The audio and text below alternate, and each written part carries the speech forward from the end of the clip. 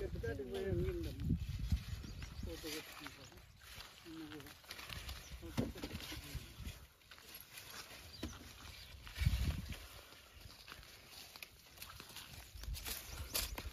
కాయలు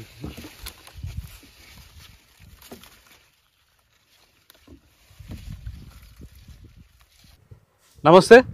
ప్రస్తుతం మనం అనంతపురం జిల్లా బుక్రాయ సముద్రం మండలం వెంకటాపురం గ్రామంలో రైతు డి రాధాకృష్ణారెడ్డి గారి దగ్గర ఉన్నాం.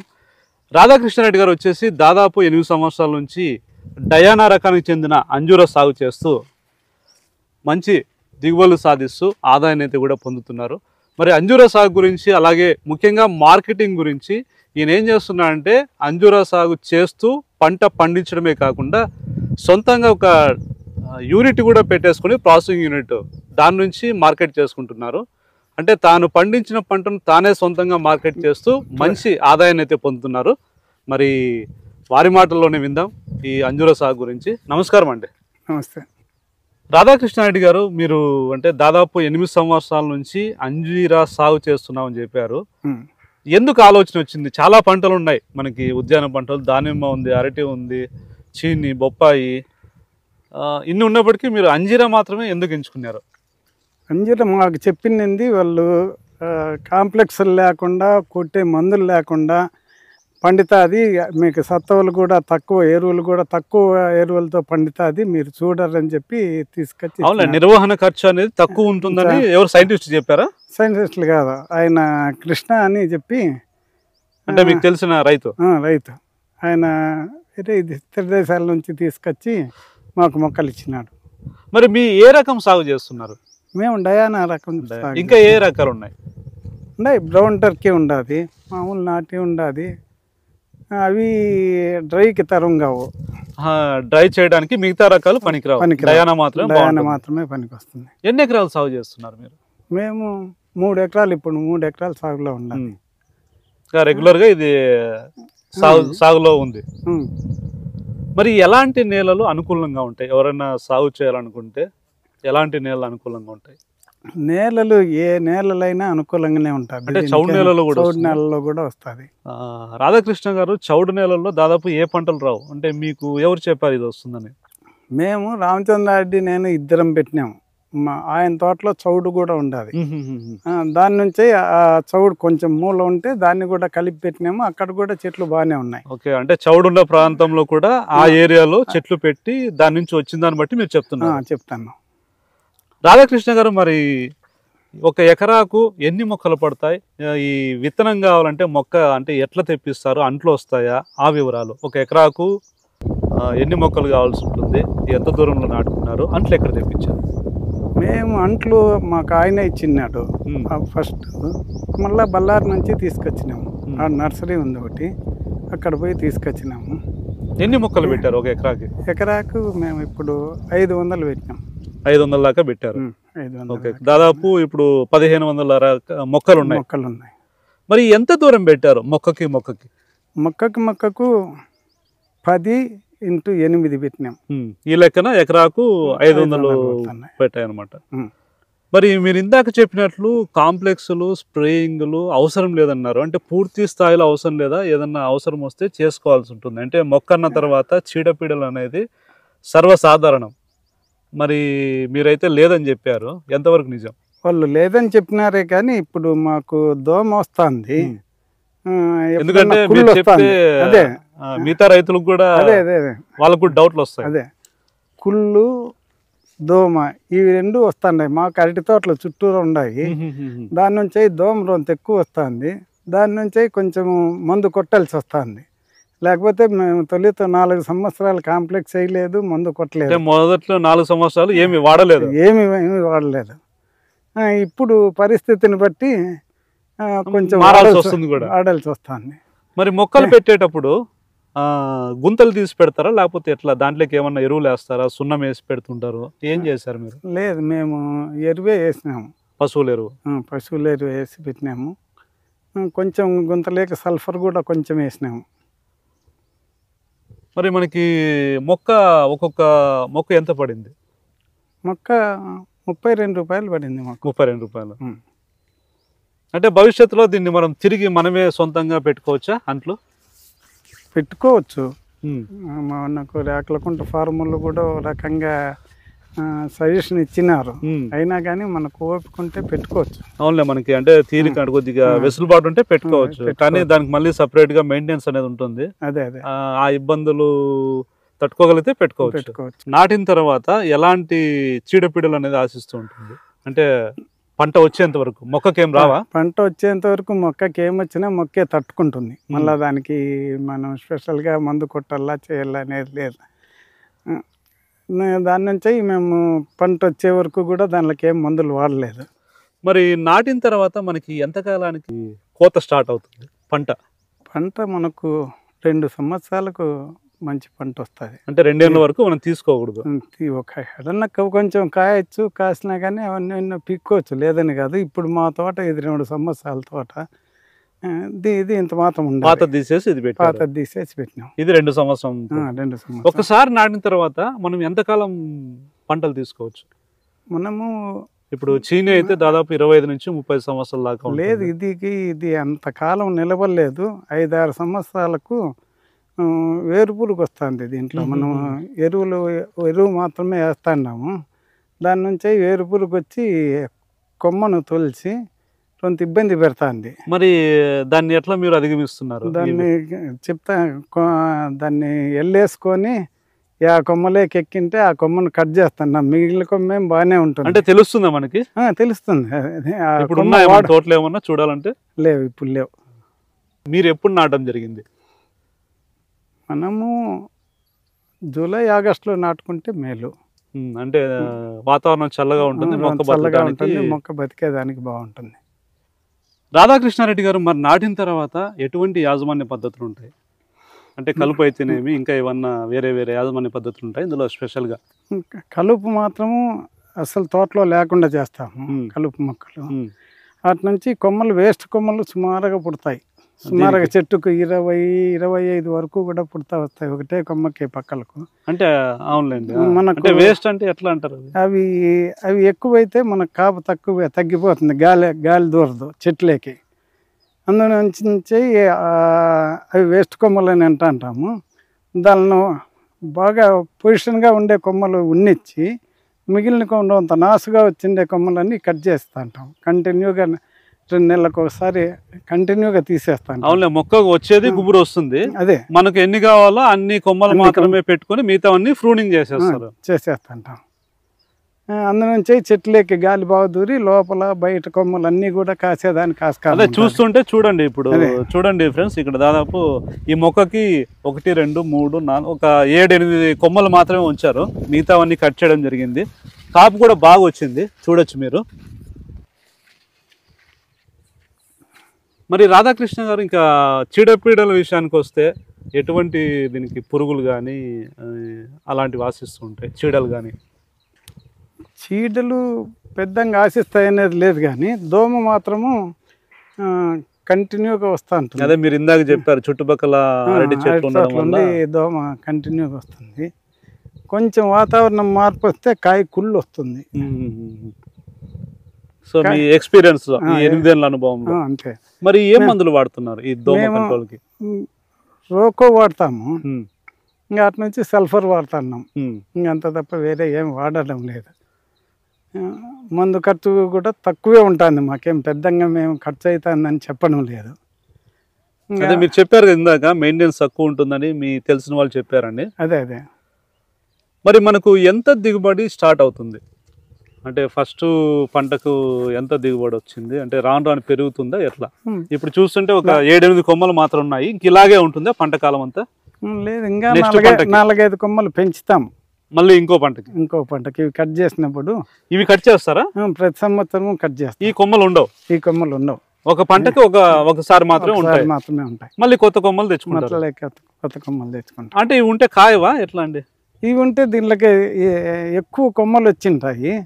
కాయ సన్నగా పుడుతుంది, ఏడన్నా ఒకసాట పుడుతుంది, ఒకసాట పుట్టదు, అట్లా ఉంటుంది. అవును, కొత్త కొమ్మ అయితే అన్ని ఒకే విధంగా వచ్చేస్తాయి. కొత్త కొమ్మలకు మేము ఎరువు కూడా వేస్తాం. అప్పుడు కట్ చేసినప్పుడు ఎరువు వేసి ఆ కొమ్మలు, మంచి కొమ్మలు మాత్రం పెట్టుకుంటాం కాబట్టి అవి బాగా ఇంప్రూవ్గా ఉంటాయి. మరి మీరు ఇందాక మనం మాట్లాడుకున్నప్పుడు డయానా రకాన్ని మాత్రమే సాగు చేస్తున్నామని చెప్పారు. అవును. ఆ, దీని అంటే ఎందుకు అట్లా, అంటే డ్రై అంజీర్ అని చెప్పారు, అంటే లోకల్ మార్కెట్ ఉండదా, లేకపోతే మనం అంజీరా చేసుకొని అమ్ముకుంటే ఇంకా మంచిది అంటారా? లోకల్ మార్కెట్కు ఇవి కాయలు మార్కెట్లో నిలబడడం లేదు. ఈ రోజు పీకితే వాళ్ళు ఈ రోజే అమ్ముకుంటే ఉంటుంది. రేపటికి కాయ చుక్కొచ్చి అసలు చూసేదానికే అందంగా ఉండదు, నిలువ మార్కెట్లో నిలువ ఉండదు. ఓకే. దాని నుంచి మాకు ఏడి సతీష్ సారు, నేను సబ్సిడీ మీద మీకు హెయిర్ డ్రైయరు హెయిర్ కూలరు తెప్పిస్తాను, మీరు డ్రై చేసుకోండి, మంచి మార్కెట్ ఉంటుంది, నేను కూడా ఇతర దేశాలకు పంపిస్తాను అని చెప్పినాడు. సో గవర్నమెంట్ నుంచి తీసుకున్నారు యూనిట్? తీసుకున్నాం. ఆయన శాంక్షన్ చేపించి ఇచ్చినాడు. ఇచ్చినప్పట్లో మేము రెడీ చేసుకుంటూ వచ్చినాము. అయితే మేము ఇతర దేశాలకు పంపించేదానికి కుదరలే, ఆయన ట్రాన్స్ఫర్ అయిపోయినాడు. మేమే చేసుకొని బెంగళూరు, హైదరాబాదు, కాకినాడ ఇట్లా అమ్ముకుంటాను. సో ఇదే స్టాండర్డ్ అయిపోయింది మీకు? ఇంకా అంతే. ఒక కస్టమర్ వస్తే మనం క్వాలిటీ ఇస్తే ఎక్కడికి వెళ్ళడు కూడా. మన రకం అసలు మార్కెట్లో ఎక్కడా దొరకదు. మేము ఏమీ దాంట్లో కలిపినాము, షుగర్ కానీ బెల్లం కానీ ఏ ఒక్కటి కూడా చెట్టు మీద నుంచి కాయ తీసుకుపోయింది అట్లే డ్రై చేసి అట్లే ఇస్తున్నాం. ఇది తీయగా ఉంటుంది కదా మామూలుగా, అంటే మిగతా వాటికంటే చాలా తీయగా ఉంటుంది. అందుకోసం షుగర్ కలపాల్సిన అవసరం లేదు. చాలా మంది షుగర్ కలుపుతున్నారు. అంటే వాళ్ళు అంత పచ్చికాయలు పీకుతారు. పచ్చికాయలు పీకినప్పుడు దాంట్లో స్వీట్ ఉండదు.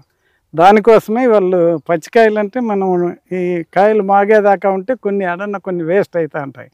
వాళ్ళు అట్లా వేస్ట్ నష్టాన్ని పూడ్చుకోవడానికి ముందు పచ్చిగానే పీకేస్తారు. పీకేసి వాళ్ళు బెల్లం పాకు, చక్కెర పాకు అవి మిక్స్ చేసుకొని అమ్ముకుంటున్నారు. సో మన కాయ రెడీ అయితే ఇట్లా పసుపు వర్ణంలోకి వస్తూ ఇట్లా కాయ వాలుతుంది, కిందికి వాలుతుంది. అంటే కాయ స్టిఫ్నెస్ తగ్గుతుంది, కిందికి వచ్చేస్తుంది. కిందికి వచ్చేస్తే మనకు కాయ బాగా పక్వానికి వచ్చినట్లు ఉంటుంది. సో ఈ పచ్చికాయలు మార్కెటింగ్ ఇబ్బంది, అందుకోసం మీరు డ్రైగా ప్రిపేర్ చేసి అమ్ముతున్నాం. మరి ఒక ఎకరాకు మనం ఎన్ని కేజీలు చేసుకోవచ్చు? మీరు చెప్పిన ప్రకారం మనము పచ్చికాయలు మార్కెట్ ఇబ్బంది ఇది, అందుకోసమే డ్రై చేసి అమ్ముతున్నాం అని చెప్పారు. ఒక ఎకరాకు సరాసరి ఎన్ని కేజీలు వస్తుంది యావరేజ్? ఎకరాకు యావరేజ్గా 500 కేజీలు రావాలా. ఒక్కోసారి తక్కువ కూడా వస్తాయి. వాతావరణంతో ఒకటి వర్షం ఎక్కువ వస్తేనా కాయ చెట్టు మీద డ్రైయర్లో కూడా కుళ్ళిపోతుంది. వాతావరణం వేడి ఇట్లే ఉంటే మాకేం ఇబ్బంది ఉండదు. ఎంత వేడి ఉంటే అంత మంచిది. వాతావరణం తేమ ఎక్కువైపోతే వర్షాలు ఎట్లా వస్తే ఇబ్బంది. అది ఒక రోజు వర్షం వచ్చిపోయినా కానీ పెద్ద ఇబ్బంది పడము. అట్లే వారం రోజులు ఒక్కోసారి తుఫాను పట్టుకుంటుంది, అప్పుడు నష్టం ఎత్తిపోతుంది. సో మీరు చెప్పే విధానం ప్రకారము ఒక ఎకరాకు దాదాపు 500 కేజీలు యావరేజ్గా దిగుబడి వస్తుంది. మనకు కేజీ ఎంత అమ్ముతున్నారు మీరు? కేజీ మేము ఈ సంవత్సరం 1000 రూపాయలు అమ్ముతున్నాం. ఈ సంవత్సరం కేజీ 1000 రూపాయలు అంటే ఆ లెక్కన మనకి ఎకరాకు 5 లక్షలు ఆదాయం వస్తుందని. మరి పెట్టుబడి విషయానికి వస్తే ఒక ఎకరాకు అంటే మొక్క పెట్టే కాటి నుంచి ఈ మెయింటెనెన్స్, మందులు, కూలీలు, మీరు డ్రై ప్రాసెస్ చేయడానికి యావరేజ్గా ఎంత వస్తుంది ఒక ఎకరాకి? ఒక ఎకరాకు 1,00,000 రూపాయలు వస్తుంది. అంటే మొక్కలు కొనడంతో పాటు ఈ ప్రాసెసింగ్ అంతా చేయడానికి. సో మీ ఖర్చులు పోయి నెట్ కూడా వేసుకోవాలి, పక్షులు వాళ్ళకుండా. దీనికి ఎంత ఖర్చు అయిందండి? మామూలుగా దానిమ్మకి వేస్తారు, ఇక్కడ దీనికి కూడా వేయడం జరిగింది. దీనికి ఒక ఎకరాకి ఎంత ఖర్చు వస్తుంది నెట్ వేయడానికి? ఎకరాకి 15,000 వరకు వస్తుంది. సో ఈ నెట్ ప్లస్ ఈ మందులు ఇవన్నీ కూలీల ఖర్చులు, మొక్కల ఖర్చు అన్నీ పోయి మనకు 4 లక్షల దాకా ఎకరాకు మిగిలే అవకాశం ఉంది. రాధాకృష్ణ గారు, అంటే మీరు ఇందాక చెప్తూ మాటల్లో మేము గవర్నమెంట్ నుంచి సబ్సిడీ రూపంలో ఒక ప్రాసెసింగ్ యూనిట్ తీసుకున్నామని చెప్పారు. దీన్ని మీరు ఏ విధంగా తీసుకున్నారు? అంటే మేము ఒక సంఘం ఏర్పాటు చేసుకొని సంఘం తరఫున తెచ్చుకున్నాం. అంటే ఎంత అయింది యూనిట్ కాస్ట్? యూనిట్ కాస్ట్ వాళ్ళు 25 లక్షలు అయింది. 25 లక్షలు అయింది. మరి ఎంత వచ్చింది? అంటే గవర్నమెంట్ తరఫు నుంచి మీకు ఎంత సబ్సిడీ వచ్చింది? మీరు మీ సొసైటీ తరఫున అంటే గ్రూప్ తరఫున ఎంత సబ్సిడీ తీసుకున్నారు? మాకు యూనిట్ కాస్ట్ ఎంత? మొత్తం 25 లక్షలు అని చెప్పారు, మీకు ఎంత పడింది?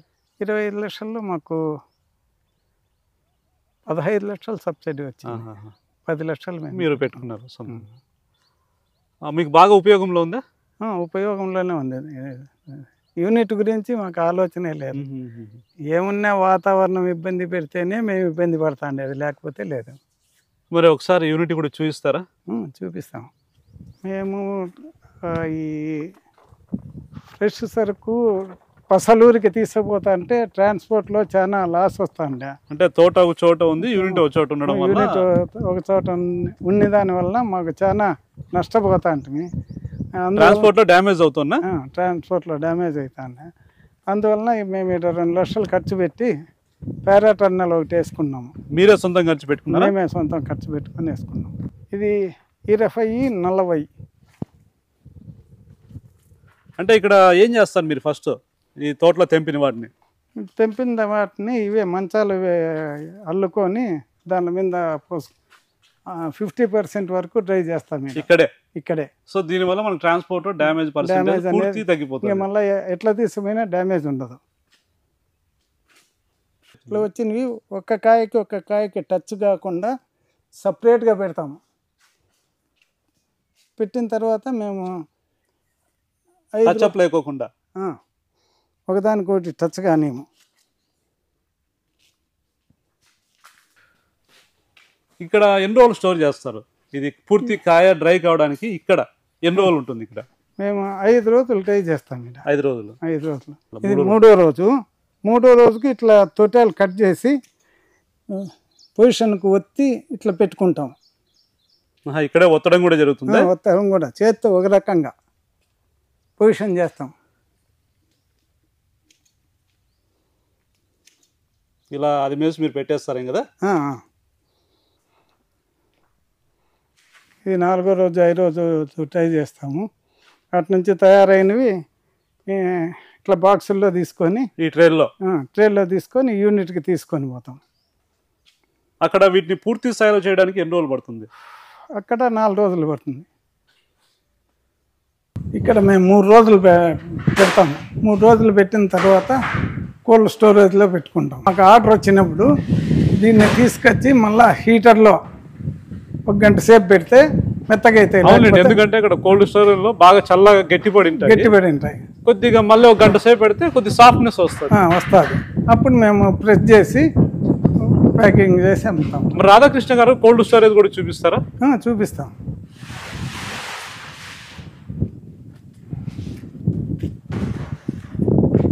ఫ్రెండ్స్ ఎవరైనా కానీ వచ్చి చూడొచ్చు. ఇక్కడ బుక్రాయ సముద్రం మండలం పసులూరు గ్రామంలో ఏర్పాటు చేయడం జరిగింది. ఈ డ్రై యూనిట్ ఒకటి, కోల్డ్ స్టోరేజ్ కూడా ఇక్కడే ఉంది. ఇదివరకు ఒక వీడియో చేయడం అయితే జరిగింది, అంటే డ్రై అంజూరా ఎట్లా తయారు చేస్తారని. ఈసారి ఫార్మింగ్తో పాటు ఈ యూనిట్ కూడా మరి ఇంకొకసారి చూపిస్తున్నా.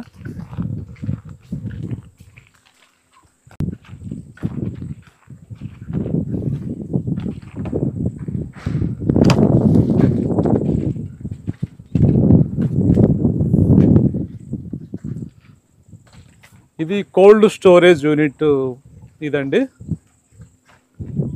ఇది పవర్తో నడుస్తుంది, ప్లస్ అడిషనల్గా సోలార్ ప్యానెల్స్తో కూడా వీళ్ళు సోలార్ కరెంట్ కూడా తీస్తూ ఈ స్టోరేజ్ని అయితే రన్ చేస్తున్నారు. లోపలికి వెళ్ళి చూద్దాం.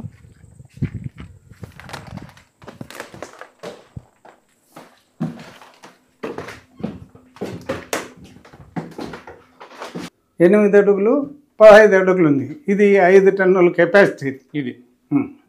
సో ఇట్లా మీరు అక్కడ డ్రై రూమ్లో ఎండబెట్టిన తర్వాత ఈ విధంగా అయితే ప్యాక్ చేసి పెట్టేస్తారు. అవును, అక్కడ మొత్తం ఇవి. సో ఇది కోల్డ్ ప్యానల్స్ ఇవి, వీటి నుంచి మొత్తం రూమ్ అంతా స్ప్రెడ్ అవుతుంది. అవును.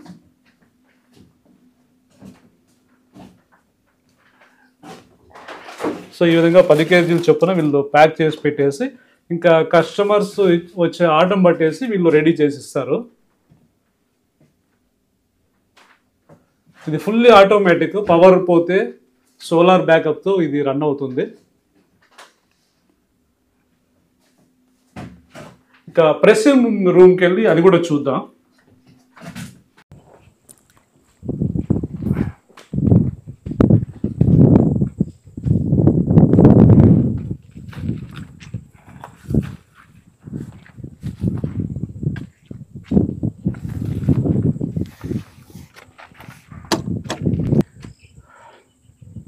ఇప్పుడు కోల్డ్ స్టోరేజ్ నుంచి మేము ఆర్డర్ వచ్చినప్పుడు మాత్రమే ఇన్ని ఆర్డర్ వస్తే అన్ని తీసుకొని పోయి ప్రెస్సింగ్ చేసుకొని మీకు అక్కడ పెడతాము.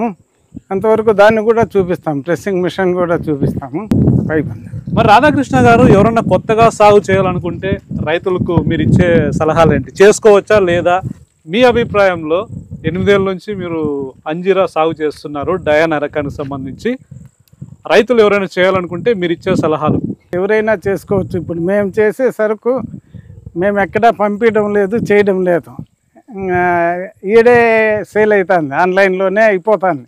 ఎందుకంటే సరుకు తక్కువ వండుకొని ఎవరు చేసినా కానీ ఒక 100 రూపాయలు అట్లా ఇట్లో అమ్ముకునేదానికే ఆస్కారం ఉంది.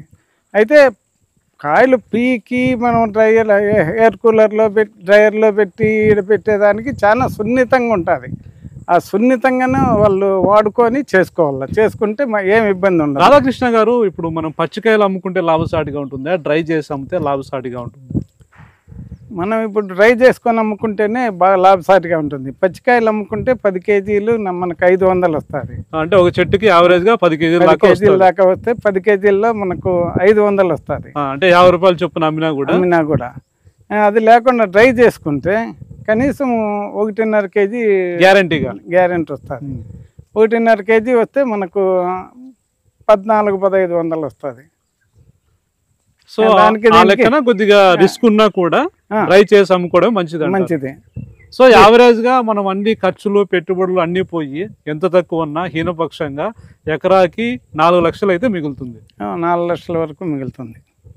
ఆదాయం 5 లక్షలు 5.5 లక్షలు వచ్చా కూడా పెట్టుబడులు అన్ని పోను 4 లక్షలు అయితే గ్యారంటీగా ఉంటుంది. మరి మొక్కలు కావాలంటే ఎవరిని సంప్రదించాలి? మొక్కలు కావాలంటే బళ్ళారి దగ్గర ఒకటి నర్సరీ ఉండాలి. వాటికి పోతే గ్యారంటీగా ఉంటుంది. మనం తయారు చేసేటివి కొన్ని చచ్చిపోతున్నాయి, అవి మాత్రం బాగుంటున్నాయి. మరి రాధాకృష్ణ గారు, అంటే ఆ ప్రెస్సింగ్ కూడా ప్రాసెస్ చేసి చూపిస్తారు? అది చూపిస్తాను.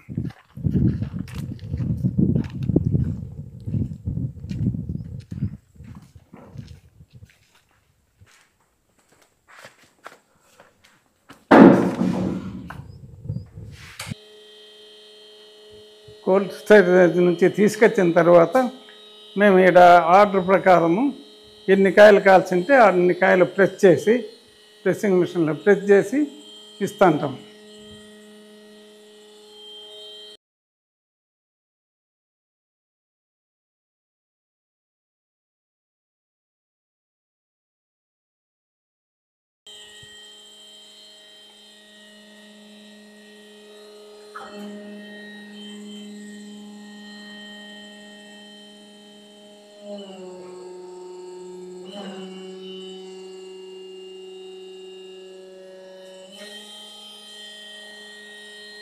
సో ఈ విధంగా వస్తుంది ఫ్రెండ్. ఫైనల్గా దీన్ని వచ్చేసి చిన్న చిన్న బాక్సుల్లో వీళ్ళు పెట్టేసి పార్సల్ చేసి కస్టమర్కి ఇచ్చేస్తారు.